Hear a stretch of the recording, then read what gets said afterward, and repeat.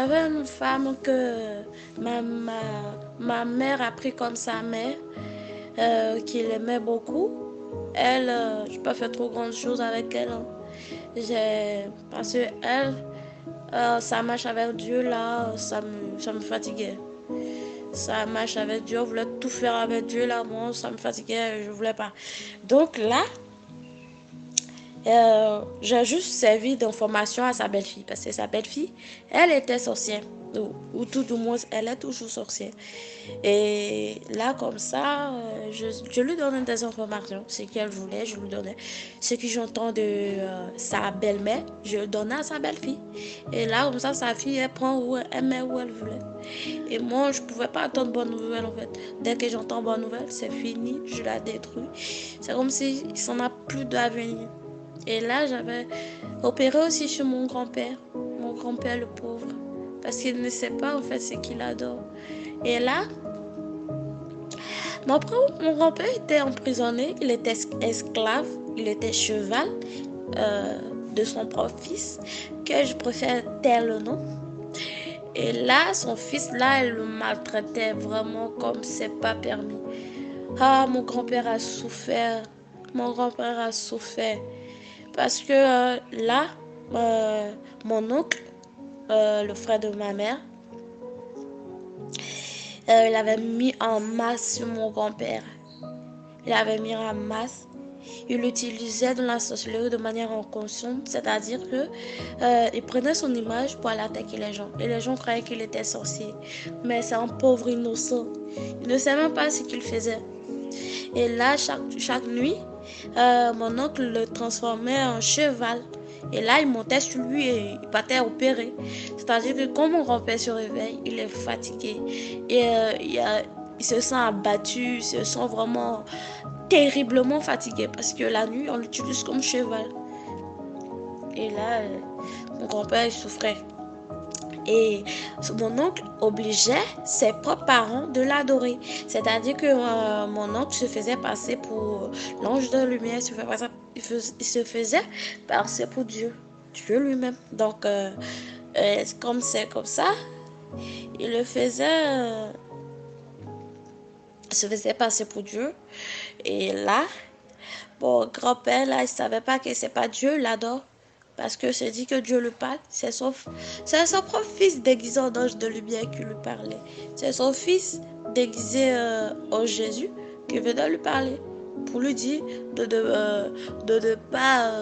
c'est-à-dire, il pratiquait totalement le sabbat. Donc, on lui disait, tu vois, aujourd'hui, tu ne prépares pas, tu ne manges pas, tu restes comme ça. Ta femme, je l'interdis, c'est-à-dire ma grand-mère, il interdit ma grand-mère de prendre le véhicule. Il a interdit ma grand-mère de prendre le véhicule. Il a interdit ma grand-mère d'appeler au téléphone avec quiconque. C'est-à-dire qu'ils étaient totalement esclaves sans même qu'ils le sachent. C'était ça qu'il avait rendu sur mon grand-père. Et sur ma grand-mère, ma grand-mère était esclave aussi. Elle était d'un esclavage terrible parce qu'elle on l'interdisait de faire tout. On l'interdisait presque de tout. Et là, ma grand-mère, il mangeait de la nourriture non couchée. C'est parce que c'est mon oncle qui lui disait de ne pas manger sa nourriture. Mon oncle, il était plus gradé que ses autres frères parce que lui, il avait donné son âme au diable. Il était déterminé pour détruire cette famille. Donc, il avait plus de pouvoir que les autres. Il a promis de ne pas, du moins de ne même pas toucher une femme. C'est-à-dire de ne pas se marier parce que son but était de détruire cette famille. Il a donné son âme afin que cette famille soit détruite. Donc son objectif était de détruire cette famille. Je continue. Et là, il y avait aussi mes camarades que, comme j'ai vu que je n'avais pas l'intelligence, là, moi, j'ai pris l'intelligence de l'un de mes camarades, qu'elle était très intelligente, j'ai pris son intelligence et je lui ai donné le mien qui n'avait plus de sens, le mien avec qui tu pouvais même pas réfléchir. Je l'ai changé en fait. Donc c'était son intelligence que je prenais pour travailler. C'était plus mon intelligence là, tu vois. tout de suite, j'étais devenue première de la classe. Ah, vraiment, c'est vraiment, je regrette. Hein. Et il y avait un camarade aussi qui m'aimait beaucoup. Et elle, je l'ai dépouillée de tout, de tout. J'ai fait en sorte qu'elle m'aime plus que tout. Et là, c'est même pas ce qu'elle fait. Quand elle a petit d'argent, quand elle a un peu d'argent, elle me donne. Quand elle a quelque chose à faire, elle me donne. Quand elle doit faire, ou quand elle s'appelle, elle donne quelque chose, elle me donne. Elle partageait tout avec moi, mais elle se contrôlait pas en fait. C'est parce que c'est moi qui l'avais obligée à le faire. Il y avait aussi mes maîtres qui, parce qu'au début, j'avais eu un maître qui était un peu violent quand tu ne connais pas ta leçon ou quand tu n'es pas présent, il te frappe. Ou quand tu viens en retard, il te frappe. Donc moi, un jour, il m'a frappé. J'ai pas digéré cette frappe. Donc j'ai dit, ok, tu m'as frappé, tu vas voir. Je lui ai lancé une maladie à lui, une maladie à sa famille. Et ça, c'est du direct, c'est-à-dire de manière physique, je lui ai lancé cette maladie. Et le spirituel, je lui ai frappé avec toute ma délégation. Ils l'ont frappé tellement que le lendemain, il n'est pas venu au cours. Parce qu'il était malade. Et là, sur les hommes de Dieu, je vais aussi parler des hommes de Dieu parce que il y a certains hommes de Dieu qui vraiment sont plus qui ne servent pas Dieu, d'autres hommes de Dieu qui ne servent pas Dieu. Et j'avais voilé, je, j'avais, euh, j'ai voilé tous les hommes de Dieu qui étaient de Biba. C'est-à-dire que les hommes de Dieu qui n'arrivaient pas à mon niveau, je les voilais. C'est-à-dire que je ne voyais rien sur moi. Ils ne pouvaient que dire, tu es béni, tu es béni, tu es béni. Ils ne voyaient rien en fait. Et d'autres, par contre, qui étaient au-dessus de moi, qui leur était encore plus forte, parce qu'ils ont donné le sang. Parce qu'à ce moment-là, je tuais pas, je ne donnais pas, je sacrifiais pas les gens. Je n'ai pas sacrifié des personnes.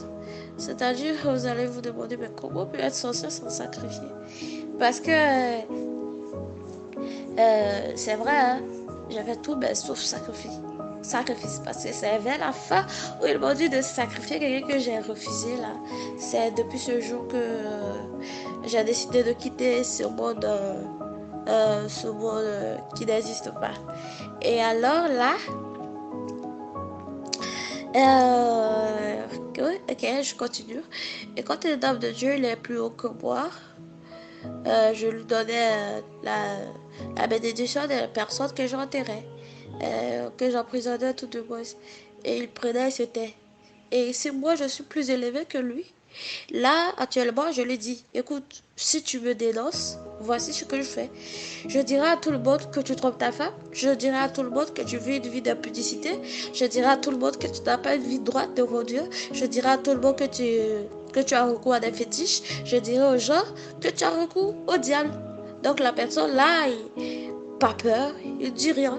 Il dit rien. Il dit, ben il se tait.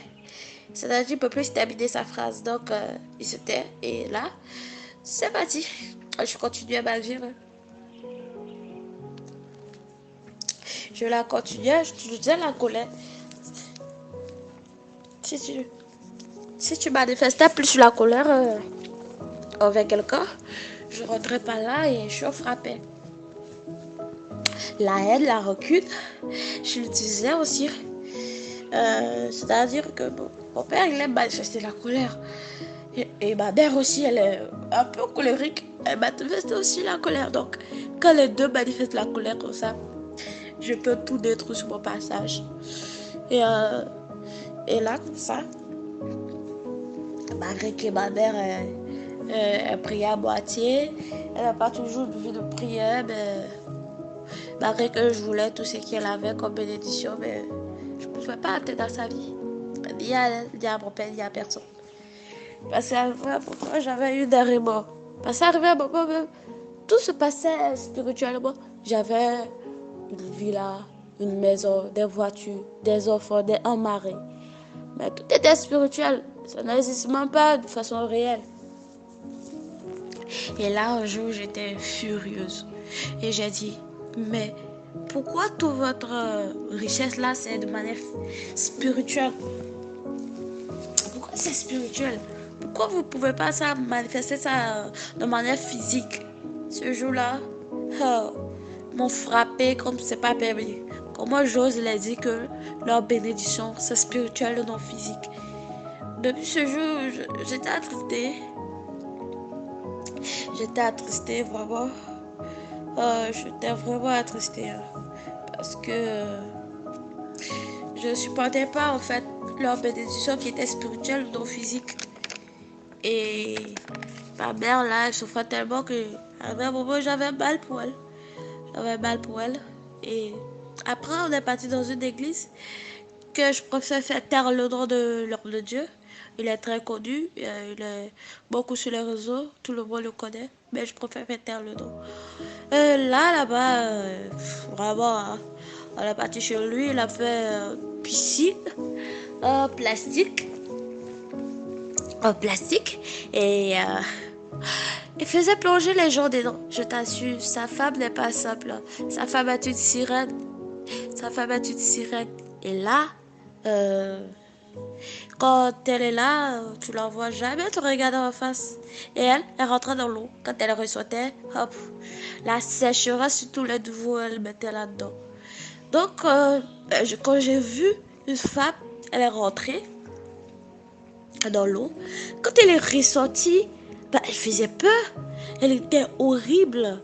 C'est-à-dire, elle n'avait plus de chair sur son corps. Elle était comme morte. Elle était comme morte vivante.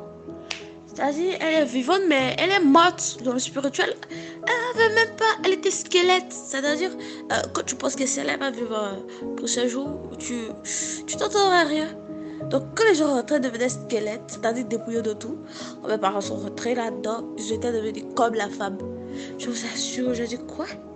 Donc, moi, je suis pas allée. Je suis pas rentrée dans ce taux à sécheresse. Je suis pas rentrée. Elle m'a dit, mais pourquoi t'es pas venue avec moi? J'ai dit, je veux. J'ai pas pu trouver un mot pour dire pourquoi. Et après, elle a laissé. Je voulais même pas que la goutte de cette sécheresse me touche. J'étais au milieu et ma mère était à côté. Bah, il y a une tantine aussi qui était à côté de moi. Bah, je voulais même pas que l'eau me touche, ne serait-ce qu'une seconde. Parce que là, la sécheresse que je voyais sur eux, c'était terrible. J'avais jamais vu une telle sécheresse sur une personne. C'est tellement sec que tu les dirais, est-ce qu'eux vivront un jour? Et là, comme ça, je suis partie encore chez l'homme de Dieu. Que je préfère faire taire le nom aussi, car magicien. Et là, on est parti, ma mère et moi, je suis cet homme de Dieu. Quand je vais vous parler, vous allez savoir peut-être de qui je parle. Mais je veux pas donner de nom. Je veux parler d'un serviteur de Dieu, soi-disant, bien sûr. Il vend du lait. Il te donne du lait. Quand tu la bois, il te dit que tant que tu ne bois pas de ce lait-là, il ne prie pas pour toi. Il ne fait pas ta délivrance. Il ne veut même pas te sortir de ces narines. C'est-à-dire, tant que tu ne bois pas ce lait-là, eh ben, tu peux pas... Tu peux pas t'approcher de lui. Donc, il obligeait tout le monde à boire du lait avant qu'il fasse ta réception. Donc, quand j'ai vu le lait là, j'ai dit c'est pas possible. On peut, désolé pour l'expression, hein, on peut faire diarrhée dans une bouteille et donner aux gens pour boire. Donc, j'étais surpris, enfin, à moitié, puisque je pouvais aussi rien dire. Donc, chaque jour, faisait diarrhée là et il donnait aux gens. Alors, les gens buvaient de la diarrhée. Désolé pour ceux qui sont à table. Et là, il donnait des diarrhées à boire comme du lait. Chaque jour, il donnait du lait. C'était la diarrhée des démons. Et il vendait aussi de l'huile. Ça, c'est l'urine des démons. Et il vendait aussi parfum qu'il appelait Saint-Michel. Ce parfum, c'est pas du parfum, c'est du sang humain. C'est le sang humain qu'il met dans cette bouteille. C'est-à-dire que quand il rentre en contact, comme mes parents sont rentrés en contact avec ce parfum, soi-disant Saint-Michel, vraiment, ne supportait pas parce que il peut pas supporter parce que c'est le sang humain.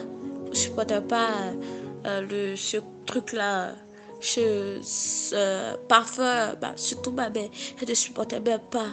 Il a même fait bâtir un hôtel dans la maison. Et là, chaque jour, la sirène, la reine des côtes, la reine du ciel, venait chaque jour nous rendre visite. Parce qu'on avait bâti un hôtel dit, bâti un hôtel de Dieu, c'est faux. C'est un hôtel du diable. Qu'il a bâti en mettant le truc là, le parfum là sur la table avec des fleurs. Là, tu as bâti comme ça. Mais par contre, ça ne savait pas ce qu'il faisait. Et là, chaque matin, tu dois prendre ce parfum-là et mettre ça sur toi. Et mes parents, là, je ne supportais pas, surtout ma mère. Elle ne supportait même pas cette odeur. Encore moi, quand elle met sur elle, ça sent vraiment bizarre dans tout son corps parce que c'est du sang humain, c'est pas des physiques. Et il vendait aussi des poudres qui me disaient que quand tu prends ces poudres et que tu te puriges, tout ce qui est dans ton ventre qui ne glorifiait pas Dieu sortait. Et là, et là, mes parents, bah, merci toi, là, j'étais tellement. Quand tu te puriges avec, on dirait tous tes intestins veulent sortir. Je vous assure. Mais c'était pas du poudre, c'est pas poudre tout simple, c'était la chair humaine séchée, rendue poudre, et il met dans des châssis. Donc quand tu prends, tu te piriges avec. C'est vraiment, ça n'a rien de tel. C'est vraiment, ça te fait comme si tous tes intestins veulent sortir. Et là, t'as comme l'impression que tu vas mourir du jour au lendemain. Mais c'est pas simple. C'est la chair humaine. Alors je continue. Mon témoignage. En ce moment, je tuais pas, j'utilisais mon sang, mon propre sang. Je recueillais mon sang, ça veut dire que chaque jour, chaque heure, j'étais anémiée. J'étais anémie grave. J'avais anémie grave, très grave. Là, comme ça, je dépensais mes parents chaque jour. Ils partaient payer des trucs. De les médicaments de sang, je venais avec, je pouvais. Arrivé à un moment, j'ai tellement donné autant de mon sang que j'ai failli mourir. J'ai failli mourir, et là, mes parents étaient totalement inquiets. Ils se disaient que il faut qu'ils fassent quelque chose, sinon je vais mourir. Parce que quand tu me vois, tu vas te dire que je meurs demain. Quand tu me vois, tu vas te dire que je vais mourir demain. Donc là, mes parents étaient désespérés. Surtout ma mère, elle était tellement désespérée. Et après les requis de sang qu'ils ont pris, ben, je me suis rétablie. Je suis revenue à moi-même, j'ai pris tous ces médicaments-là. Et je vivais comme ça. Chaque jour, je donnais mon sang. Chaque jour, chaque semaine, chaque heure, je donnais mon sang et j'envoyais la boutique pour aller retirer le sang pour mettre ça dans le cube. Parce que j'ai une grande cube que je mettais tout ça dedans. Donc, après, c'est comme ça que je travaille avec mon propre sang. Parce que c'est pour voir que la magie, là, il faut que ça soit. Faut que ça s'utilise avec. Faut que ça s'utilise avec du sang. Du sang. Et là. Et après, là. Quand je te regarde. Quand je regarde. Quand je suis en train de manger. Dès que je fisse ta nourriture, c'est fini sans voûter. Ta nourriture est envoûtée. C'est-à-dire que ce que tu manges, c'est pas nourriture que je mange, c'est. Permettez-moi de l'expression encore, c'est du caca que tu manges. C'est du déchet au moins que tu manges. Donc, là, je transformais la nourriture des gens en caca, en pipi, en tout ce qu'on peut s'imaginer de mauvais. Au sable. Donc, des croix, ils mangent de la nourriture, c'est du sable. D'autres aussi, c'est de l'urine, vraiment. D'autres aussi sont des déchets, des poubelles qu'ils mangent. Ah, vraiment, je pouvais transformer la nourriture des gens en tout. Et là, à cause de ça, on dit toujours prier avant de manger. Parce que tu sais pas qui a envoûté ta nourriture. En priant, tu te désenvoûtes et tu manges. Mais si t'as pas prié et que tu as tellement faim, tu t'assois, tu manges là sans prier, tu peux manger beaucoup de choses sans que ta bien. tu te rends compte